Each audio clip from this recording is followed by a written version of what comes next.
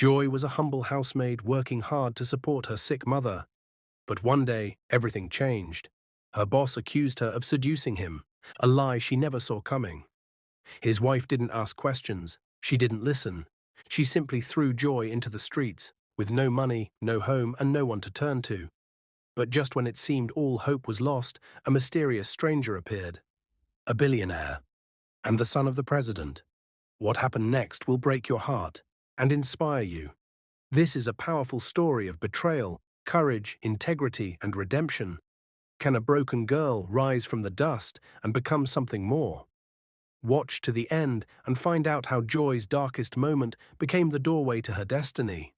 The morning sun spilled through the gauzy curtains of the Sawney residence like golden syrup, touching everything except Joy's world.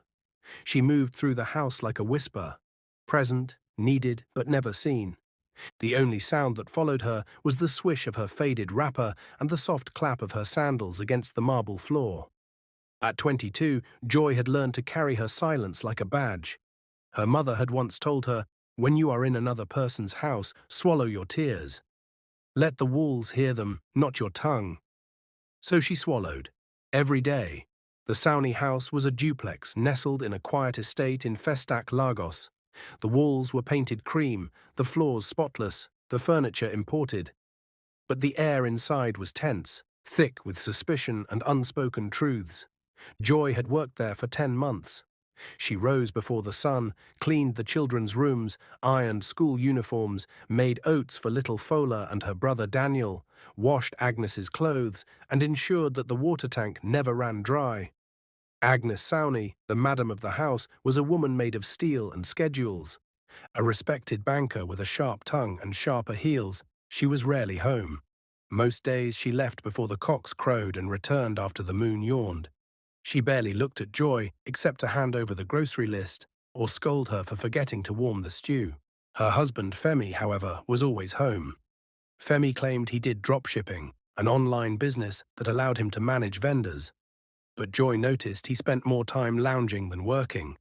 He'd sit in his upstairs study with his laptop open, a glass of juice in hand, and one eye always drifting. To her, at first, Joy had convinced herself it was harmless. Maybe he just noticed she was hard-working.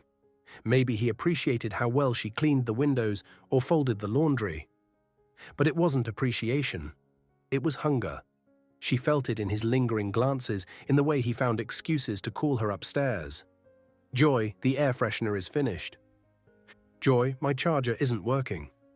When Agnes was gone, there was one afternoon she would never forget. She had bent slightly to wipe the base of the bookshelf in the hallway.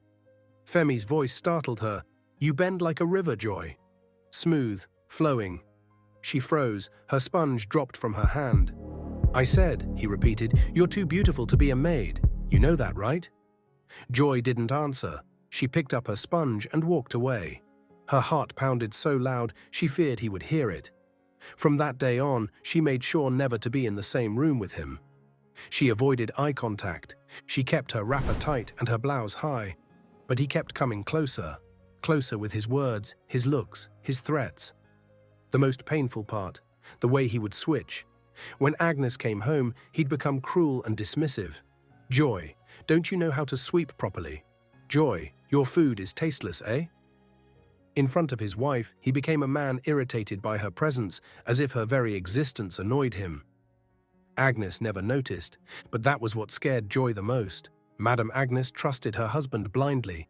She once said, "My Femi may be lazy, but he's loyal. He can't stand other women touching him." Joy heard it as she served them dinner. She almost dropped the bowl of okra soup. That night, Joy sat in her tiny room in the boys' quarters, watching the ceiling fan whirl and whirl like her thoughts. Should I tell her?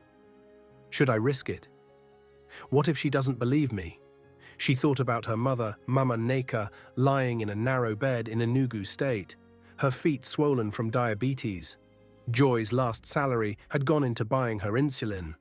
She had no savings, no backup plan. "If I lose this job, Mama might die," she cried quietly into her pillow. She thought about writing a letter, then thought better. The walls, she remembered. Let the walls hear.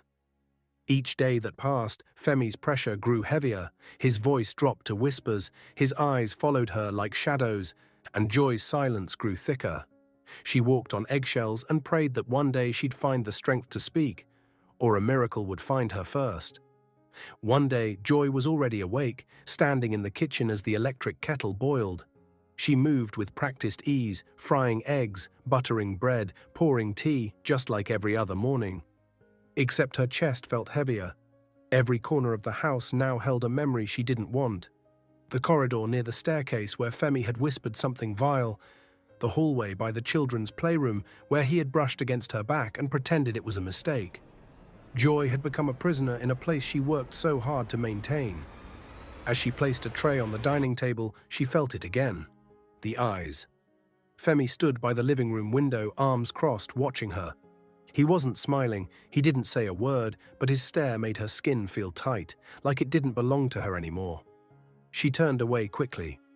"Good morning, sir," she said almost in a whisper. He didn't respond.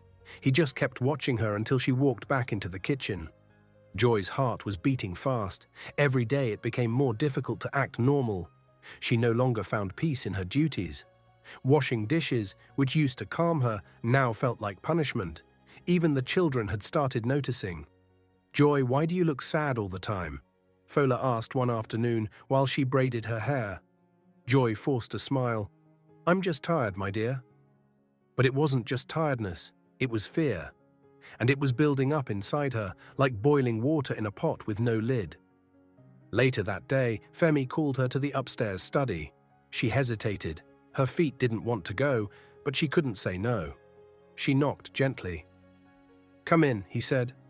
Joy opened the door slowly. Femi was sitting behind the desk, typing something on his laptop. He didn't look up. "I need you to help me clean the bottom drawer. Something spilled," he said. She nodded and walked to the side of the table. She crouched down and opened the drawer. It was empty. "I don't see any spill, sir," she said, still kneeling. She turned to look at him, and that was when she saw it. He had moved from the chair. He was now standing close behind her, his eyes fixed on her blouse, breathing heavily. Joy stood up quickly, fear rising inside her like fire. "Sir, please respect yourself," she said firmly for the first time. But Femi just smiled. "Joy, I like bold women. Don't act as if you don't see the way I look at you. You're different, and you're not like other maids." Joy backed away slowly. "If you don't stop this, I will tell your wife." His expression changed. The fake smile disappeared. His eyes turned cold. "You'll tell Agnes?" he asked slowly. "Tell her what exactly?" "That I, her husband, am chasing a maid. Do you think she'll believe you?" "I will still tell her," Joy replied, her voice shaking but determined. He laughed, not loudly, but the kind of laugh that made her blood run cold. "Then be ready to leave this house with shame. I will destroy your name, Joy. I will make her believe that you came after me. And trust me, she will believe me." Joy didn't wait to hear more. She turned and left the room, her hands trembling. She spent the rest of the day in silence, eyes red from holding back tears. She didn't eat. She didn't even sing her usual quiet hymns while washing plates. Her mind raced with questions. Will Madame Agnes believe me? Should I tell her before Femi lies to her, or should I stay silent and keep enduring? But that silence had already cost her too much. That night, she sat on the edge of her bed, staring at the wall. The small room behind the house where she slept suddenly felt smaller. The ceiling fan spun above her, slow and tired, like her spirit. She thought of her mother again. Mama Neka was a gentle woman who had raised Joy with nothing but love and struggle. She had taught her that dignity was worth more than silver. But what dignity did she have left? Joy picked up her phone. Her fingers hovered over her mother's number. Maybe she could just say it. Everything. Just hear Mama's voice and cry like a child. But her hand dropped. She couldn't. It would only make Mama worry more, and there was nothing she could do from a sick bed. Tears ran silently down her face. The next morning, Joy dressed carefully. She wore a high-neck blouse and wrapped her scarf tighter. She looked at herself in the mirror. Her eyes were tired, but there was something else there too. Resolve. As she carried the breakfast tray into the living room, she saw Madame Agnes seated on the couch. It was rare to see her home this early. Joy's heart started beating fast. Maybe this is the moment. Maybe I should just speak. But before she could open her mouth, Femi entered the room from the hallway, holding a cup of tea and wearing a serious expression. "Agnes," he began, his voice low, "I've been meaning to tell you something important." Agnes looked at him. "What is it?" Femi sighed and glanced at Joy with a fake look of hurt. "It's about this maid, Joy. She's been acting strange. I didn't want to say anything to embarrass her, but she's been trying to seduce me." Joy gasped. "What? That's not—" "Keep quiet," Agnes snapped, rising from the chair. "How dare you speak when a man is talking?" Joy's chest tightened. "Madam, he's lying. He has been the one." "Oh, please," Agnes cut in. "I know my husband. He would never stoop so low. Why didn't you say anything before now, You wait till he complains, and now you try to cover yourself." Joy felt her throat close. Her lips trembled. "Because I was scared, madam. I knew no one would believe me." "You're right about one thing," Agnes said coldly. "No one will." She turned to the guards. "Take this girl out of my house. Let her carry her shame with her." Joy dropped to her knees. "Please don't do this. Madam, I beg you, my mother is sick. I have nowhere to go." But Agnes had already turned away, and Femi just watched, unmoved, victorious. The guards dragged Joy to the gate like a criminal. Her bag was tossed outside. The gates closed behind her with a loud bang. Joy stood in the street, barefoot, humiliated, heartbroken. The only sound she could hear now was the soft echo of her own voice, crying out to a sky that refused to answer. The wind was rising when the metal gate of the Sawney residence slammed shut behind Joy. She stood there in the dim glow of the streetlight, her small travel bag at her feet. Her hands trembled. Her eyes, wet with tears, stared at the house where she had given 10 months of her life. 10 months of early mornings, quiet patience, unspoken suffering. Now she was nothing but a stain they had washed off. Joy stood frozen for several minutes. Her mind couldn't keep up with what had just happened. Her ears were still ringing with Agnes's voice. "Take your shame and go." Femi's smug silence. It hurt more than words. Her chest rose and fell as she tried to catch her breath, but there was no air to breathe. Only betrayal. She bent slowly, picked up her bag, and took her first step into the darkness. The estate was quiet at that hour. Most people were asleep behind closed doors. The few that were outside barely looked her way. Just another girl with a bag, probably visiting or leaving someone. But Joy had no one. Her phone buzzed, but the battery was already on 3%. It was her mother. She had sent a voice note earlier in the day. Joy couldn't bring herself to listen. Not now. If she heard Mama's voice, she would collapse completely. "Where will I sleep tonight?" She didn't have an answer. She checked the small change in her purse. 150 naira. It wasn't even enough for a bike ride, let alone a hotel or transport to Enugu State. Her last salary, meant to come in a few days, was now gone with her job. She passed a few kiosks, but they were all closed. She asked an elderly gatekeeper for a place she could sit till morning, but he waved her off quickly. "I no get wahala this night. Go away, I beg." Joy kept walking. When she reached the main road near the estate junction, she looked around. Cars drove by in bursts. The air was thick with smoke and dust. Neon signs blinked above locked stores. There was an empty shop with a crumbling front. Its shutter was half pulled down. She stepped inside. It smelled of rust, urine, and old paper. But it was dry, and for tonight, dry was enough.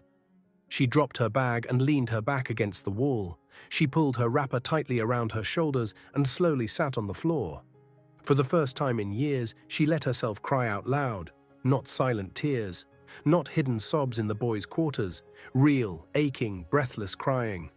Crying for her sick mother, who would wonder why she hadn't called. Crying for the job she lost, not because of a mistake, but because she dared to speak the truth. Crying because she felt dirty, stained by the lies told about her and the fear that they might follow her for the rest of her life. She cried until her body was too tired to continue. Then slowly she lay on the cold floor and tried to sleep. But sleep did not come.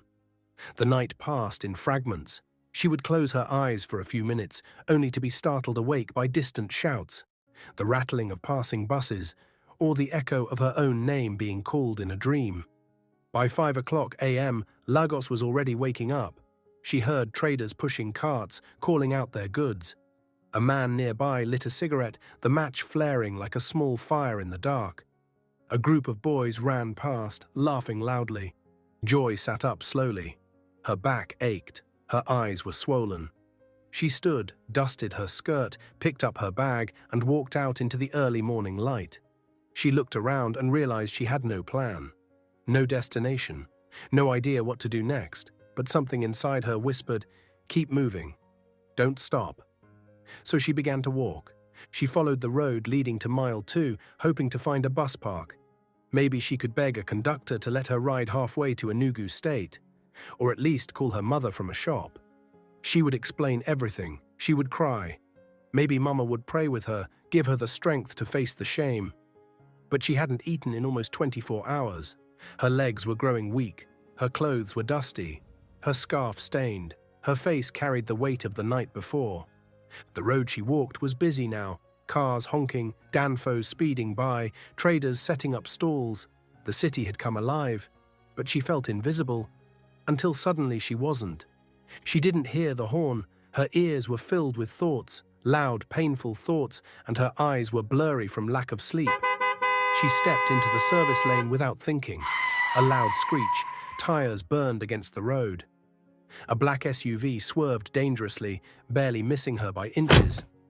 The driver slammed his door and jumped out. "Are you crazy?" he shouted. Joy froze.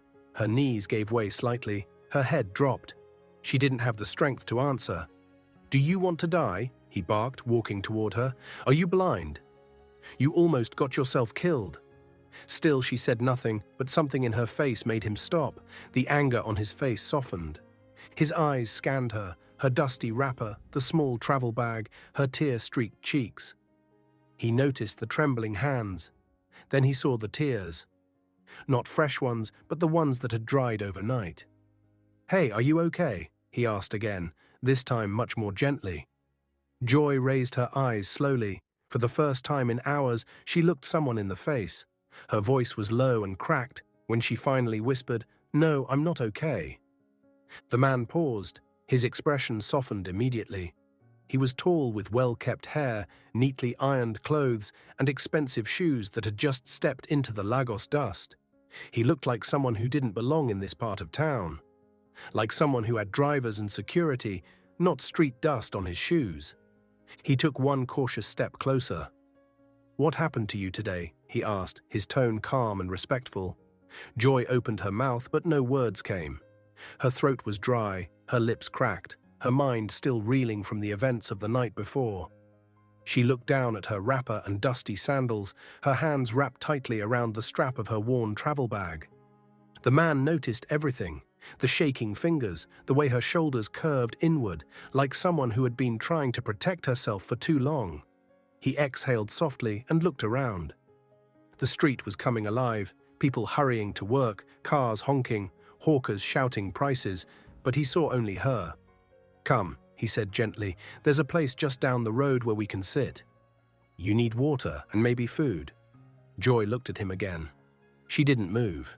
She had learned never to trust easily, especially not men, especially not after what Femi did to her. But this man wasn't forcing anything. He didn't touch her. He didn't raise his voice. He simply waited. Her legs ached, her head spun, her belly groaned from emptiness. And so, for the first time since she was thrown out, Joy nodded. He led her quietly to a nearby open cafe that had just begun setting up for the day. The waiter hesitated when he saw her, but one look at the man's expensive wristwatch and clean accent made him clear a table without a word. Joy sat down slowly. The man asked for bottled water and hot tea. As the waiter left, he turned to her. "My name is Chike," he said. "Can you tell me yours?" "Joy," she whispered. "Joy," he repeated softly. "That's a beautiful name, but you don't look joyful today." She gave a small, bitter smile. "Because I have no joy left." The bottle of water arrived. She opened it with trembling hands and drank deeply. Her throat burned. Her stomach turned, but it welcomed the liquid. Then slowly, like a dam breaking, her story poured out. She told him everything: the lies, the betrayal, the harassment. How Femi used power against her, and how Madame Agnes believed his lies without asking questions. How she was dragged out like a criminal and left with nothing. How her mother in the village was ill and depending on her. How she slept under a shop's roof with rats and mosquitoes for company.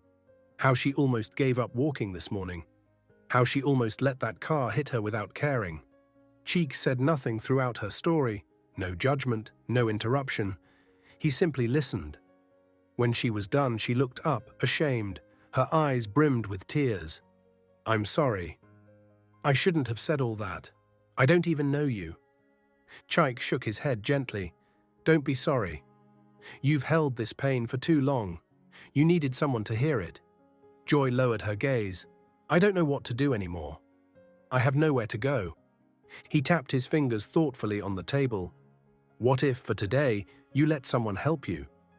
She looked at him, confused. "Why would you want to help me?" Cheeky leaned back, his eyes scanning the sky as if searching for the right words. "Sometimes," he said, "the people who deserve kindness the most are the ones who never ask for it. The ones who keep enduring, keep surviving, even when they have nothing left." Joy's lips parted, unsure how to respond. "Come with me. Just for today," he added. "Let me give you rest." Joy froze. Her heart pounded. All the alarms in her head rang. She had heard this before. "Let me help you." That's what Femi had said. That's how it started. "No," she said quickly, shaking her head. "No, I can't. I don't know you." Cheek nodded slowly. "That's fair. You have every right to say no, but hear this." He reached into his wallet and placed a small ID card on the table. It read, Chaik Odinaka, Director, CO Holdings. Below that, a signature with a crest she didn't recognize. "I won't touch you. I won't ask anything from you. I just want to take you to a safe place where you can clean up, rest, and eat. After that, you decide what happens next." She stared at the ID, the name, the crest, the quiet confidence. There was something about him that felt different. Still, she hesitated. "You could be lying." Cheeky smiled kindly. "I could be. But what do I gain from lying to a broken girl who has nothing? If I meant you harm, I wouldn't need to lie." He stood up and placed a few Naira notes on the table to pay for the tea. "I have a house not too far from here. If you feel uncomfortable, I can call a woman I trust. She can stay with you until you're ready to leave. But don't go back to the street, Joy. Please." The cafe was now full. People were watching. Joy looked down at her calloused hands. She had nothing left to lose. She nodded slowly. Chika gave her a warm smile, then led her outside to his SUV. She hesitated before getting in. He opened the back door instead of the front seat. "You can sit back there. Take your time." She climbed in. The engine started, and for the first time in days, Joy exhaled. Outside, the city raced on. Inside, something had begun to shift. Not trust. Not yet. But maybe hope. The ride through the city was quiet. Joy sat in the back seat of the SUV, her hands folded tightly in her lap. The clean leather interior smelled of citrus and polish. Nothing like the sweaty Danfos she was used to. The air conditioning cooled her sunburned skin, but her heart still beat nervously. She watched Chike from behind as he drove. Calm, focused, with both hands on the wheel. He didn't ask any more questions. He didn't talk unless necessary. And that made her even more unsure. Why is he helping me? What does he really want? She kept asking herself. Joy had seen enough of the world to know that kindness from strangers was often just another disguise. But something about Chaik didn't feel like a trap. Still, she didn't let her guard down. They turned off the highway and entered a quieter area. Trees lined both sides of the road. Soon they pulled into a gated compound. The security guards at the entrance saluted quickly and pressed a button.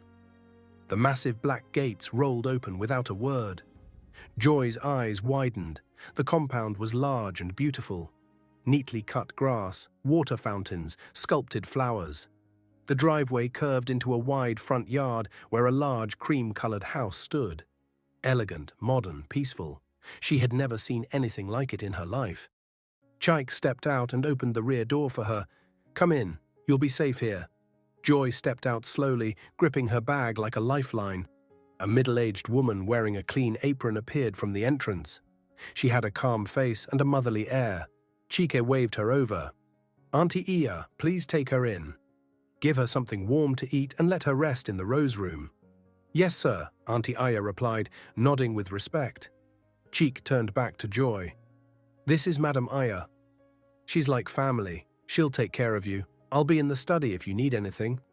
Before Joy could reply, he turned and walked away through another part of the house. Madam Iya led her gently inside. My dear, come. You need a bath and food. Don't be afraid, okay? Joy followed in silence, still trying to understand what was happening. The house was even more beautiful inside. White tiles, glass doors, smooth furniture. There were paintings on the walls and a staircase that curved like it came out of a magazine. She was led upstairs to a room that smelled of roses. The bed was large, the sheets fresh. There was a soft robe folded on the bed and a clean towel placed carefully beside a sparkling bathroom door. You bathe. When you come out, food will be ready, Madam Iya said gently. Joy stepped inside the bathroom and slowly locked the door. She stood before the mirror. Her face was dusty, her hair rough, her clothes stained. Her reflection looked like a stranger, a girl who had been bruised by life. She peeled off her clothes and stepped under the warm water. The first drop touched her skin and broke her. She cried, but not like before. This was different. These were not tears of fear, but tears of release. Tears that washed away Femi's lies. Agnes' betrayal, the cold floor of the abandoned shop, the hunger, the humiliation, the hopelessness. She stayed under the water for a long time. When she stepped out and put on the robe, she felt almost human again. Still shaken, still unsure, but cleaner, lighter. Downstairs, a small meal had been prepared. Fried plantain, white rice and pepper stew. She ate slowly, politely. Madam Iya watched her with a smile. You are safe here, Joy. Eat and rest. When she finished, Madam Iya gave her a new Ankara gown. Oga bought this morning. He said he would need a size for a small woman who had a strong heart. Joy's eyes widened. He bought this today? Yes, Madam Iya nodded. He said a storm might bring a special visitor. That evening, Joy sat in the rose room, staring out the window at the garden. It had started to rain lightly. Drops slid down the glass like soft footsteps. Then came a knock. She turned. It was Chike. He stood at the door with a gentle smile. Can I come in? She nodded slowly. He stepped in and sat on the edge of the chair near the window. There was silence for a while. Then he said, I wanted to wait until you were ready before I explained anything. Joy looked up. You're wondering who I am? Why I helped you? Why I didn't just drop you off at a police station or give you a little cash and walk away? She nodded. He leaned forward, elbows on his knees. Please tell me, are you enjoying the story? If so, tell me what lessons have you actually learned? I would really love to hear your comments in the comment section down below. And remember to support this channel, please subscribe, like the video, comment, just say something, even a word could literally mean a whole lot. So I want you to tell me what lessons have you learned from this story. Trust me, these are situations that most people actually go through. I'm sure some of you that are watching this story have actually gone through this situation. So I want to hear from you. I want to hear how you dealt with a situation that you were faced with. He leaned forward, elbows on his knees. My full name is Chike Odinaka. I run an investment company called CO Holdings. But that's not the full truth. He reached into his jacket and brought out a wallet. He opened it and showed her a clean ID. It read, Chike Odinaka, son of President Ofena Odinaka, National Identity Commission. Joy's breath caught in her throat. She blinked. You're the president's son? Chike smiled gently. Yes. She stood up suddenly, shocked. Sir, I had no idea. I'm sorry. I didn't. He stood too, holding up his hand. No, don't apologize. You don't owe me that. Joy stepped back. But why would someone like you stop for someone like me on the road? Chike's eyes softened. Because I've been broken before. Maybe not in the same way, but I've felt the kind of pain that makes you want to disappear. And someone once saved me, someone who didn't care who I was. So now I do the same." Joy stared at him, stunned. He continued, "You're not just a maid, Joy. You're a woman with a voice, a heart, and a future. I see that. I see you." Her eyes began to fill again. "I don't know what to say." Chaik smiled. "You don't have to say anything. You just have to believe this. Your life is not over, not even close. It's just beginning." He turned to leave but paused at the door. "Sleep well, Joy. Tomorrow we start something new." Then he was gone. Joy stood frozen in the middle of the room, overwhelmed. She looked down at her clean robe, her washed hands, the untouched bed, and she whispered to herself for the first time in days, maybe there is still hope. Outside, the rain continued to fall, quietly cleansing the night, but inside that house, something had begun to bloom again. The sun rose slowly over Lagos, casting golden light over the windows of the mansion where Joy had spent the most peaceful night of her life. For the first time in many days, she hadn't been afraid to close her eyes. She hadn't been startled awake by footsteps. She hadn't cried herself to sleep. Instead, she had slept in a warm bed under soft sheets, in a room that smelled like flowers and safety. When she woke, she lay still for a few minutes, letting her eyes take in her surroundings again. It felt like a dream she didn't want to wake up from, but it was real. The bed, the silence, the calm. It was all real. She got up slowly, wrapped the robe around her, and opened the door to find Madame Eniye waiting with a tray of breakfast. Boiled yam, fried eggs, and hot cocoa. "Good morning, Joy," the older woman said warmly. Joy bowed slightly. "Good morning, Ma. Thank you.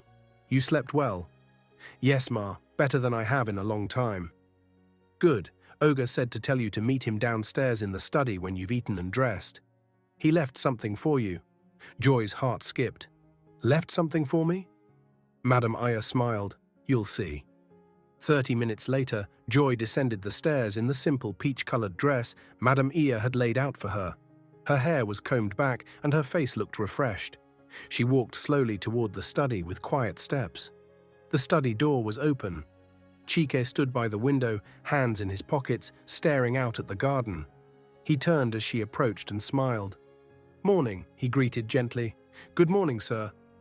"Please," he said, gesturing for her to sit. "Let's forget the sir for now. Just call me Chaik." She nodded, nervous but curious. He walked to his desk, picked up a black leather folder and handed it to her.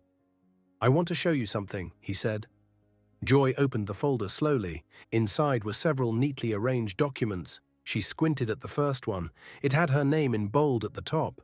Certificate of Business Name Registration, Joyful Bites Catering and Events Limited. She gasped. She flipped to the next page, a stamped bank document for a newly opened business account in her name. And then a third page, a land purchase agreement for a small shop space in Surulere. Joy looked up at him, confused. I don't understand." Chaik sat beside her. "You once told me you loved cooking, that it was your dream to start a food business one day." Her mouth parted. "But I said that only yesterday." He smiled. "That was all I needed to hear." Joy was speechless. "I used the early hours of this morning to put everything in place," Chaika continued. "There's $100,000 in the account. I've also arranged for a consultant to mentor you for the first 3 months. She'll help with menus, pricing, staff hiring, permits, everything." Joy's eyes widened. $100,000? He nodded. "Chaik," she whispered, her hands shaking, "I don't even know how to thank you. This is too much." "Come on," he shook his head. "It's not too much. It's only the beginning. What happened to you was unfair. But your future doesn't have to be shaped by that pain. You are stronger than what tried to destroy you." Tears gathered in her eyes. "Nobody's ever done anything like this for me." Cheek reached into his pocket again and brought out a small black velvet box. He placed it in her hands gently. "Open it," he said softly. She opened it slowly. Inside was a simple silver pendant, shaped like a dove in mid-flight. Graceful, free. He took it out and fastened it around her neck himself. "This dove," he said, "represents hope, peace, freedom. When you look in the mirror and see it, I want you to remember that your story didn't end on that roadside. It only started there. She sobbed then, not out of pain, but from the overwhelming weight of kindness. She clutched the pendant tightly and cried freely, the kind of tears that only come when a burden has finally been lifted. Chica didn't say anything. He just waited. When she finally looked up, her eyes were red but glowing. "I feel like I'm dreaming," she whispered. "You're not," he said. "This is your life now. You are in charge of it. Build it, protect it, and never forget what you've survived." Joy wiped her face slowly, still in awe. "But Chike, why me? Out of all the people you could help, why did you stop for me?" Chike looked down, thoughtful. "Years ago," he said slowly, "I went through a rough time. Very rough. People see the son of the president and assume life is perfect. But I've had my share of darkness too. One day, a woman I barely knew helped me when I was at my lowest. She never asked who I was. She just gave me her kindness, and I promised myself that whenever I saw someone in the same place, I would do the same." Joy listened, hanging on every word. "She didn't wait to find out if I was rich or important," Cheeky continued. "She just believed I deserved another chance. I wanted to do the same for you, because the world was cruel to you. But that doesn't mean the whole world has to be." Joy covered her mouth with her hand, overwhelmed. "Thank you," she whispered. "I don't know what else to say." He smiled. "Then don't say anything. Just promise me that you'll rise from this and help someone else someday. That's all I ask." She nodded. "I promise." Cheek stood. "Good. A driver will take you to see your new shop tomorrow. You'll meet the consultant and we'll begin setting up your kitchen equipment and branding." He paused. "I won't be here for the next few weeks. Work is calling me abroad, but I'll be watching from afar." Joy stood too, suddenly afraid. "But will I see you again?" He smiled gently. "When the time is right, yes. And don't worry, our story isn't finished." Then he stepped out of the room, leaving her alone with the dove around her neck, the folder in her hands, and a new world waiting for her to walk into it. That night, Joy couldn't sleep. She stood by the window, staring at the stars. The pendant rested softly on her chest, its cool metal touching her skin like a quiet promise. She was no longer a broken maid. She was a woman reborn. And though she didn't know what tomorrow would bring, she knew something for sure. She would never be the same again. 3 weeks later, Joy stood outside her new shop in Surulere, staring at the signboard being mounted. "Joyful bites, homemade goodness, heart-made dreams." The sun was warm on her skin. Laughter drifted in from nearby schoolchildren.